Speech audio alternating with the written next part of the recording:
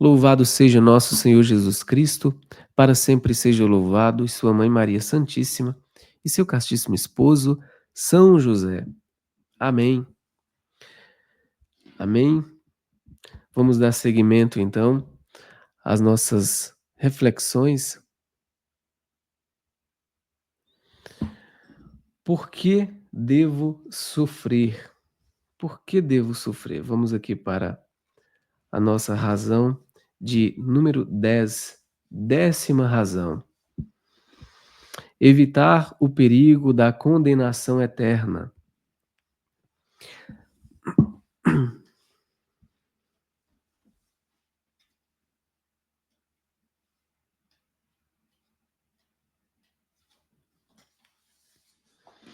A 10ª razão pela qual você deve sofrer pode ser esta: Deus, cujo conhecimento do seu futuro é tão perfeito quanto o conhecimento que ele tem do seu passado e presente, prevê que uma vida sem cruz seria sem dúvidas a causa de sua danação eterna. Só isso aqui já dava para a gente fechar o livro e ficar meditando sobre isso aqui.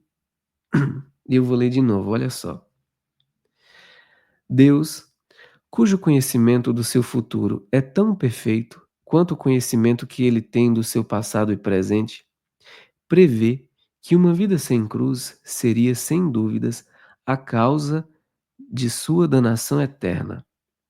Por isso que a nossa oração deve, Senhor, o Senhor sabe o que é melhor para mim, mais do que eu. Seja feita a sua vontade sobre a minha vida e a vida da minha família. Se eu estou passando por isso, o Senhor sabe o que é melhor, entende? Se eu estou passando por isso, o Senhor sabe de fato que poderia ser muito pior sem essa prova na minha vida. Se você visse uma criança que demonstrasse fortes inclinações para mentir, roubar ou ser cruel, e que nunca fosse corrigida pelos pais indulgentes, mas fosse mimada e até incentivada nas más tendências, poderia prever, com um grau razoável de certeza, que a criança se tornaria um criminoso e terminaria a vida na penitenciária ou na forca. É verdade que nada pode estar mais distante da mente da criança do que esse tipo de perspectiva.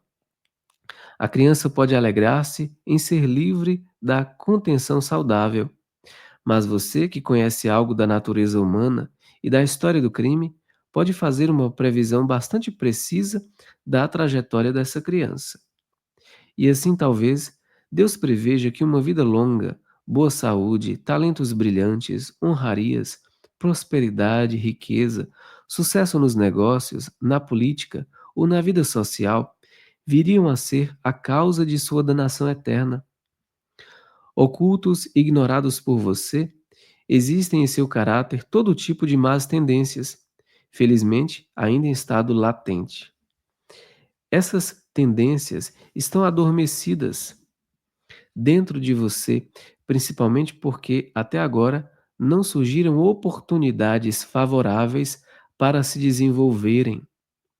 Se essas oportunidades surgirem no caminho, se você se encontrar em outras circunstâncias, elas podem despertar e se tornar paixões tão fortes e violentas que escaparão totalmente ao seu controle. Em pouco tempo, você poderia ser impelido à prática de pecados e crimes que jamais teria pensado que seria capaz de cometer. À luz dessas verdades, vamos demonstrar que as desgraças são muitas vezes grandes bênçãos, na medida em que preservam muitos homens da desgraça da perdição eterna. A condição dos pobres. Olhe ao seu redor e veja quais males frequentemente acompanham a posse de riquezas. Não vemos católicos que foram fervorosos e devotos enquanto eram pobres ou remediados, mas que se tornaram mornos na prática da fé ou até a abandonaram por completo assim que a sorte começou a sorrir para eles e eles ficaram ricos? A partir desse momento, consideraram-se emancipados do serviço de Deus. Já não sentiam a necessidade de oração e dos sacramentos, uma vez que o dinheiro lhes permitia adquirir tudo o que desejavam. Agora, o todo-poderoso dólar é o Deus que adoram e em quem confiam. Ou, se não rompem abertamente com a Igreja e continuam a cumprir os deveres cristãos mais essenciais, fazem-no de maneira que dá a impressão de que estão fazendo um favor a Deus ao se dignarem a aparecer na Igreja e se ajoelhar diante do altar. Gastam a riqueza recém-adquirida não para a glória de Deus, mas no prazer egoísta. Nunca pensam, nem sequer por um momento, que é seu dever ajudar e aliviar os necessitados e os pobres. De fato, têm apenas desprezo pelos pobres, orgulham-se do pensamento e até da declaração de que pertencem à melhor classe de católicos, esquecendo-se de que os pobres são os privilegiados na Igreja de Deus. Já não se sente a atmosfera católica que antes prevalecia em seus lares. Não há mais orações em família, nem livros de instrução, nem ornamentos religiosos como crucifixos, imagens de santos, água benta. Essas coisas poderiam ofender os amigos não católicos e, além disso, cheiram a superstição. Isso aqui é terrível. Isso aqui é muito grave, porque isso revela uma disposição interior. É algo que você precisa investigar em você. Se você se sente, de certa forma, um pouquinho incomodado diante dos seus amigos não católicos de recorrer à água benta, por exemplo, sabe? De ter imagem de santo na sua casa. Isso aí, ninguém, meu amigo, ninguém vai mostrar para você. É você quem tem que perceber, porque você sabe. Se no fundo, no fundo, existe um pequeno constrangimento, um incômodo, sabe? Feito aquele caso que eu fiz questão de compartilhar aqui com vocês, que eu, já convertido, criticava as pessoas, né, que tocavam nos santos e faziam o sinal da cruz, que passavam o texto nas imagens, né, eu achando a minha fé muito racional, né, no alto da minha vaidade. Então, da mesma forma que, graças a Deus, o Espírito Santo me mostrou esse pecado terrível de vaidade e que hoje eu sou o primeiro, assim, a promover, né, nas peregrinações, eu faço questão de pegar o meu texto e passar nas portas, sabe, nas relíquias dos santos, assim como Santa Teresinha fazia, porque eu acho que quando a gente, eh, se converte de algo, eh, que a gente era como, por exemplo, o professor Olavo de Carvalho, que foi comunista na juventude, né, e ele combatia o comunismo na velhice, ele falava que era o mínimo que ele tinha que fazer para compensar a coisa terrível que ele fez, né, de defender, um regime terrível, ateu, né. Então, isso aí você precisa investigar em você, se existe porventura alguma coisinha na fé que te incomoda e você fazer uma investigação, a causa disso, onde é que está, entendeu? Onde está a causa disso? E pedir ao Senhor que te converta, que mude essa conduta, que mude esta percepção invertida da piedade católica.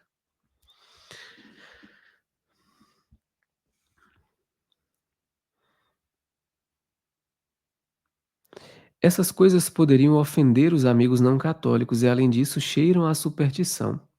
Ao mesmo tempo, há uma profusão de adornos pagãos e sugestivos, estátuas e quadros, que são uma tentação constante para os filhos, e há livros e periódicos que abundam em ataques à igreja e exalam imoralidade. As crianças já não frequentam a escola paroquial, pois isso não é chique o suficiente. Devem frequentar uma escola secular sem Deus. Que importa se nessa escola a fé e a pureza são arruinadas?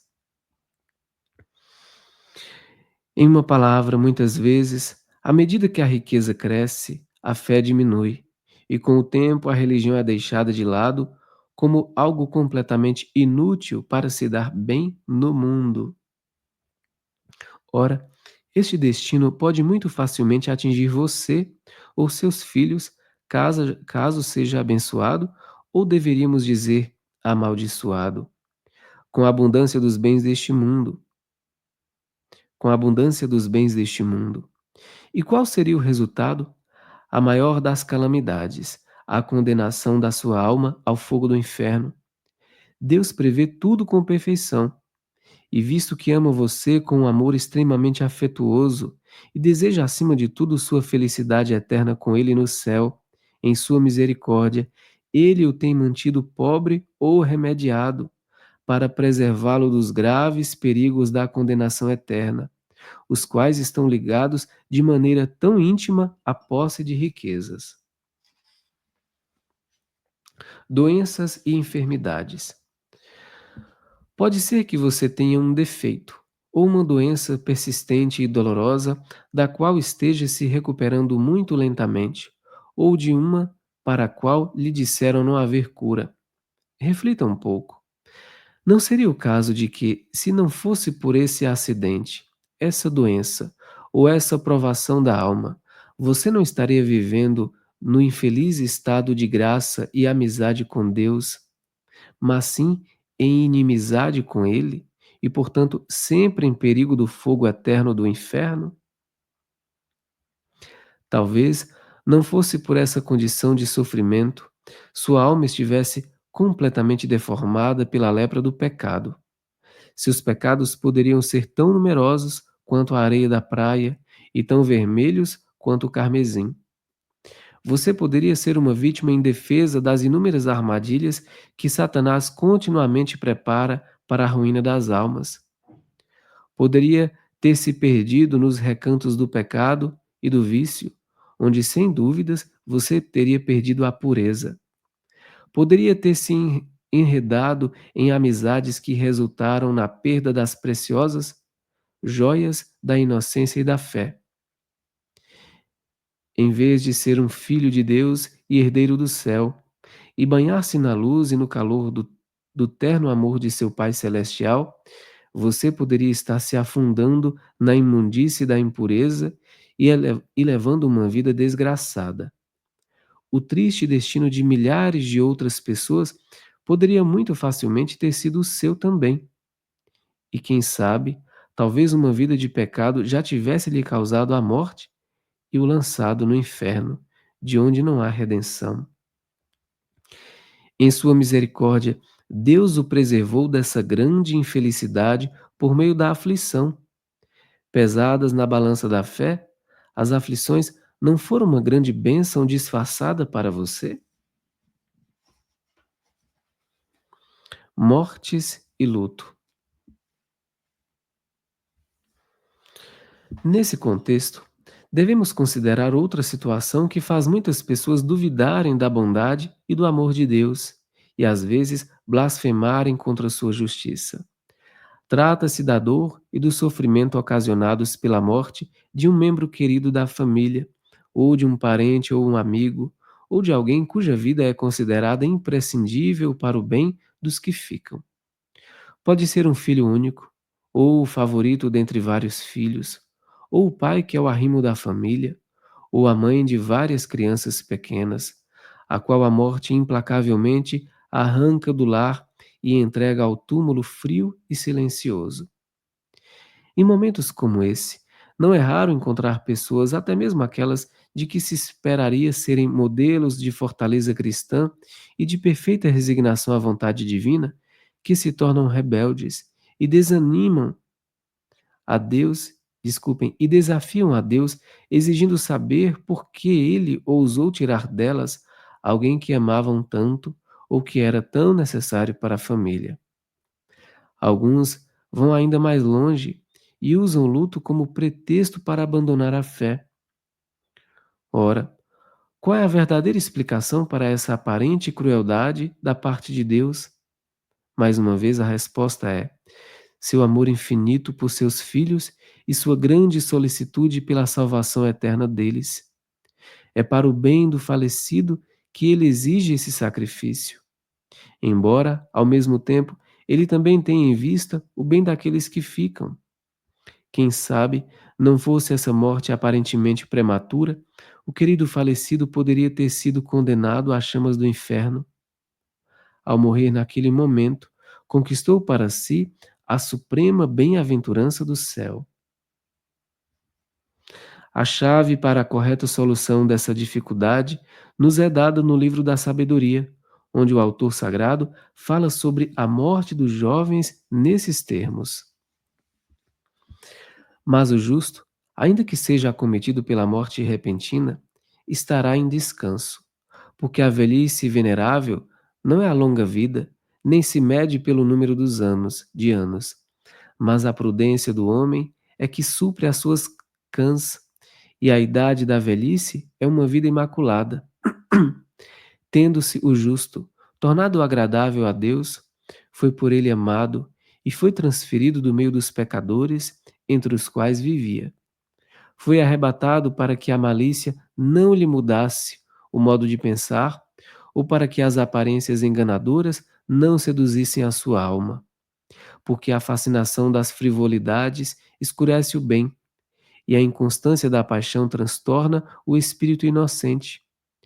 Tendo vivido pouco, encheu a carreira de uma larga vida, porque a sua alma era agradável a Deus. Por isso, ele se apressou a tirá-lo do meio das iniquidades. E os povos estão vendo isso, e não entendem nem refletem nos seus corações que a graça de Deus e a sua misericórdia está sobre os seus santos, e que os seus olhares favoráveis estão sobre os seus escolhidos. Mas o justo morto condena os ímpios vivos, e a mocidade acaba prontamente condena a larga vida do injusto, porque eles verão o fim do sábio e não compreenderão os desígnios de Deus sobre ele, nem porque o Senhor o pôs a salvo. Isso aqui precisa ser uma oração profunda. Nossa, sabia? Nós precisamos fazer essa oração de que, se de fato o Senhor, que é todo onisciente, onipotente, onipresente, ele que tudo sabe, se ele porventura perceber que nós lá na frente vamos perder a nossa fé, que nós vamos apostatar, que nós vamos traí-lo, nós precisamos pedir ao Senhor que intervenha na nossa vida, porque Ele sabe o que é melhor para nós. Senhor, que se lá na frente algo for me acontecer, que eu perca a minha fé, que eu esqueça de Ti, não permita que isso aconteça. Intervenha na minha família, na minha vida, na vida dos meus filhos. Não permitais que algum dia eu me separe de vós, que se prenda a minha língua ao céu da boca, se de ti, Jerusalém, eu me esquecer. Isso é uma oração que nós devemos fazer, porque eu repito, Ele sabe o que é melhor para nós. Essa oração, gente, é uma oração de confiança e de entrega, sabe? De confiança e de entrega nos braços do Senhor. Tirando bom proveito do luto, agora perguntemos: você é um daqueles que fazem do luto uma ocasião de rebelião contra a santa vontade de Deus? Se sim, é realmente uma grande pena. Isso por várias razões. Primeiro, você deve desconhecer as consolações interiores que surgem da convicção de que tudo que Deus faz por seus filhos sempre procede de um amor infinito e, sendo assim, é direcionado para seus melhores interesses. Segundo, você está desperdiçando as mais excelentes oportunidades de se enriquecer em graça e mérito, os quais estão invariavelmente ligados às provações que agradam a Deus nos enviar. Terceiro, além de sofrer essa grande perda, você também incorre em certa quantidade de pena, visto que não pode entreter esses pensamentos rebeldes contra Deus sem cometer algum tipo de pecado. E quarto, enquanto você finge, com seu sofrimento descontrolado, demonstrar um grande amor por parentes e amigos falecidos, na realidade está sendo muito cruel com eles. Pode parecer estranho, mas você concordará comigo após ler o que se segue. Olha só. Se as almas de seus parentes falecidos estão detidas no purgatório, e muito provavelmente estão, a menos que sejam crianças que morreram antes de alcançar o uso da razão, e nesse caso você deveria ficar feliz por elas, já que estão na posse segura da glória eterna.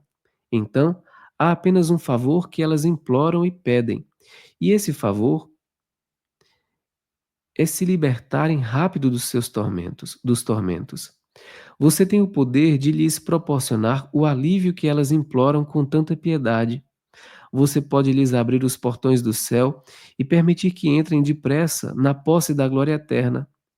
E você pode lhes obter essa facilidade por meio de orações, boas obras, missas e outras coisas semelhantes. Contudo, de todos os meios pelos quais você pode ajudá-las e enviá-las alegres no caminho para o céu, um dos melhores consiste em oferecer a Deus ferventes atos de resignação amorosa à sua adorável vontade e de humilde e submissa aceitação de todas as dores que o luto está lhe causando. Porque sim, gente, o luto também é uma dor terrível. Portanto, a dor do luto pode ser também transformada e revertida em mérito, em oração, entende? Sofrer o luto com sabedoria, na mística católica, na mística dos santos. Se isso é verdade, então está claro que é crueldade negar aos parentes falecidos uma ajuda que pode ser dada de maneira tão rápida e frequente e que é tão eficaz para libertá-los dos terríveis sofrimentos? Suponha que os mortos pudessem voltar para fazer um apelo pessoal aos amigos. O que você acha que eles diriam? Não seria algo assim? Se realmente nos amais, encerrai vosso luto descontrolado, vossas lágrimas e lamentos, que não nos trazem alívio algum. Acabai com essas decorações florais e esses caros rituais fúnebres, que são mais pagãos do que cristãos e não nos oferecem alívio algum. Ajudai-nos com vossas orações e boas obras, e acima de tudo com perfeita resignação e adorável vontade do Autor da vida e da morte. Tudo o que pedimos é uma rápida libertação de nossos terríveis tormentos e uma entrada antecipada no céu. Provai o vosso amor nos oferecendo este precioso benefício. Portanto, o luto fornece um bom teste do verdadeiro caráter do seu amor por seus parentes e amigos. O momento certo para a morte de cada homem.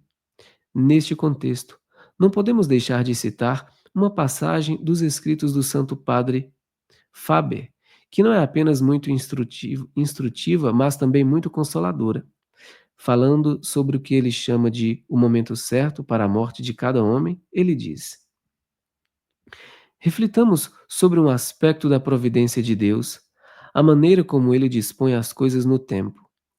Pense na hora da morte, em sua importância suprema, nos riscos emocionantes, em todos aqueles processos internos sobre os quais já falamos.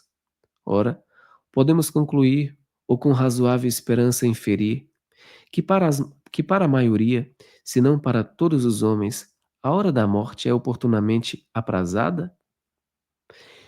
Eles morrem quando é melhor para eles morrerem. Ao morrerem, naquele momento evitam alguns perigos adiante. Morrem no melhor estado para morrer. Até mesmo a morte dos condenados pode estar oportunamente aprazada. Quando uma pessoa morre jovem, talvez seja porque teria se perdido se vivesse até a velhice. Quando morre tarde, talvez seja para dar-lhe tempo de corresponder à graça, para fazer penitência pelo passado e, sobretudo, para se livrar de algum mau hábito que, de outra forma, seria sua perdição, e que a mera enfermidade da velhice poderia ajudá-la a abandonar.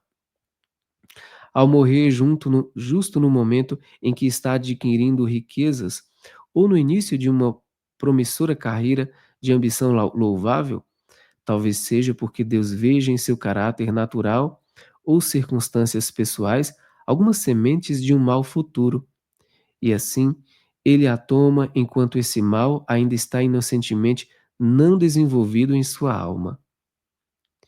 Quem pode pensar no que é a morte e ainda duvidar que a sabedoria e o amor de Deus se manifestam com indescritível doçura tanto na maneira quanto no momento, quanto na maneira quanto no momento? Se Deus estivesse disposto a nos contar, provavelmente ficaríamos maravilhados com o número de razões convincentes que há para cada um de nós, para que cada um de nós morra quando, onde e como morremos. A própria visão de tanta legislação e arranjo por parte de Deus sobre esse único ato final de nossa aprovação está, sem dúvida, a todo momento, derramando nas almas dos abençoados deliciosos fluxos de admirada adoração e amor extático. Amém. Amém. Louvado seja nosso Senhor Jesus Cristo. Para sempre seja louvado, e sua mãe Maria Santíssima, e seu castíssimo esposo, São José. Amém. É exatamente isso. É, é encarar toda dor como um momento que o Senhor nos dá para nos converter, para que a gente não se perca, porque Ele nos conhece muito mais do que a nós mesmos. Ele sabe do que nós precisamos. Ele sabe. Porque, convenhamos, nós sempre fazemos os nossos pedidos a Deus, não é verdade? Sempre nós fazemos, para que nós sejamos curados de alguma enfermidade, para que uma situação entre a família de desavença seja resolvida logo, para um caso na justiça se resolva, para uma provação na vida financeira, para que isso se resolva, para que encontre um trabalho logo, para que encontre um casamento. Nós sempre fazemos os nossos pedidos a Deus. Ora, o Senhor que nos ama tanto, ao ponto de nos enviar o seu próprio Filho para nos salvar, para morrer numa cruz por nós, derramar o seu próprio sangue. O Senhor que nos ama, Ele mesmo não estaria disposto a nos dar tudo que nós pedimos? Ora, se Ele não nos dá naquele momento, é porque existe um propósito, tem um sentido. Porque quando o meu filho vem me pedir alguma coisa, e eu sei que não é o momento, eu sei, eu gostaria de dar, mas eu não posso fazer isso com meu filho, porque eu não estaria educando o meu filho, eu estaria estragando o meu filho. Eu vou dar, mas espera, filho, espera um pouco, eu vou te dar lá na frente. Mas nós precisamos continuar pedindo, com fé, porque a Sagrada Escritura diz isso, com fé. E se o Senhor não nos concede isso agora, tem um motivo, tem um propósito. Nós precisamos confiar, porque se nós podemos ser pais virtuosos, quanto mais o nosso Deus, que é o justo juiz, que nos conhece muito mais do que nós mesmos nos conhecemos. Ele está muito mais interessado no nosso bem, na nossa salvação, do que nós mesmos. Amém? Louvado seja nosso Senhor Jesus Cristo. Para sempre seja louvado. E sua mãe Maria Santíssima e seu castíssimo esposo, São José. Tá certo? Olha só, antes da gente encerrar aqui, deixa eu dar um aviso aqui para vocês, meus amigos. Algumas pessoas, quando nós fizemos aquele curso sobre liturgia das horas, algumas pessoas ficaram de fora da turma. E essas pessoas nos escreveram pedindo que nós reabríssemos. Nós não reabrimos a turma, né, nós não fazemos assim. Mas o seguinte, se nós tivermos uma quantidade boa para fechar uma nova turma, nós faremos uma nova turma em outubro, tá? Então o que que eu quero sugerir e pedir para vocês? Se você tem o interesse de aprender a rezar a liturgia das horas, que é a oração pública oficial da igreja, manda mensagem no nosso WhatsApp, tá certo? A gente mandou mensagem hoje para todo mundo, perguntando, para a gente ver se tem uma turma interessante para que em outubro a gente abra uma nova turma. É a última turma do ano. E por que que é interessante você fazer isso agora? Atenção, para que no tempo do advento, porque a gente tem uma preparação especial para o tempo do Natal, você já esteja mais ou menos desenvolvido já e crescidinho com o hábito de rezar a liturgia das horas, se preparando no tempo do advento. Então, é oportuno que você já pense isso como uma meta, porque eu não sei se a maioria, talvez nem todo mundo saiba, né, mas o tempo do advento a cor também é roxa, porque é o tempo de conversão também. Porque afinal de contas o Senhor, nós precisamos nos converter, porque afinal de contas a salvação está chegando, que é o menino Deus. Então, faça isso já antes, para que você se prepare bem no advento, rezando a oração oficial da igreja, que é a liturgia das horas. Então presta atenção, é a última turma do ano. Se você tem interesse, manda mensagem lá no nosso WhatsApp, cadê o WhatsApp? Para que a gente faça uma análise, se a gente abre uma nova turma ou não, tá bom? Por que uma nova turma? Porque a gente tem algumas aulas ao vivo, tá certo? Então por isso que precisa ser uma nova turma, tá? Então o número é exatamente esse aqui. Aí a do Carmo disse que ela recebeu a mensagem, mas já está fazendo a primeira, já está na primeira turma, né, do Carmo. Que coisa boa, muito bom. Estude, hein? Aprenda mesmo, tá? A Ângela também já fez, que bom. Tem um pessoal bom aqui que fez, tá? Então, se você não entrou, exato, Larissa. A Larissa está dizendo que ela é nova aqui. Seja muito bem-vinda, Larissa, tá? Persevere aqui. Exato. É um curso chamado Curso de Liturgia das Horas. A igreja tem um método de oração, que é um método de oração milenar, que surgiu desde a era apostólica, tá? Ou seja, com os apóstolos, e que vem da tradição judaica de rezar com os salmos. Essa tradição chegou até nós e é a oração pública oficial da igreja. A igreja tem uma oração oficial pública, chama-se Liturgia das Horas. As outras religiões também têm seus momentos de oração. Então, por exemplo, os judeus eles rezam 3 horas durante o dia. Os muçulmanos rezam 5 horas durante o dia. Os católicos têm 7 momentos de oração durante o dia, mas nós não somos obrigados a rezar esses momentos. Mas existe esses momentos. Existem, melhor dizendo, né? São 7 momentos de oração durante o dia, para santificar todo o tempo e reproduzir na nossa vida a vida de nosso Senhor Jesus Cristo, tá? Então, quem tiver interesse, manda mensagem aí nesse WhatsApp para a gente tentar formar uma turma boa, que é a última turma do ano, tá bom? Ó, a Raíssa está dizendo, ainda não tive como fazer, sou da primeira turma. Raíssa, faça as aulas, reserve um tempo, assim, um momento na semana, uma aula por semana, né, ou 2 aulas por semana, mas faça.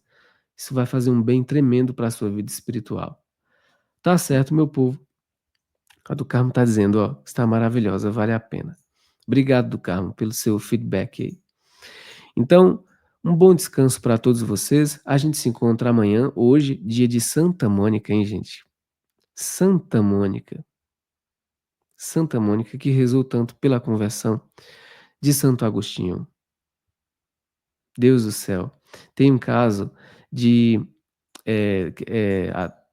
conta a tradição da igreja rapidamente aqui antes da gente concluir. Santo Agostinho e Santa Mônica estavam conversando sobre as maravilhas de Deus, né? E, gente, os dois entraram em êxtase juntos, Imagina, gente, mãe e filho, mãe e filho, os 2 entraram em êxtase juntos. Gente, tamanho era o amor que eles tinham por nosso Senhor Jesus Cristo, que eles começaram a falar de Deus um para o outro, e eles entraram em êxtase juntos, imagina, né. Santo Agostinho que, se converteu ouvindo, inclusive falando de liturgia das horas, amanhã é dia de Santo Agostinho, né, doutor da igreja. Existem hinos aqui, ó, dentro da liturgia das horas, hinos escritos por Santo Agostinho, hinos escritos por Santo Ambrósio. Santo Agostinho se converteu ouvindo as pregações e os hinos de Santo Ambrósio. Quem batizou Santo Agostinho foi Santo Ambrósio. Então aqui nós temos vários hinos de Santo Ambrósio aqui, vários hinos. Eu fico assim imaginando às vezes, quando eu estou rezando a liturgia das horas, e eu fico: "Meu Deus, imagina, esse hino aqui é um hino de Santo Ambrósio. Santo Agostinho ouviu, rezou com esse hino aqui de Santo Ambrósio".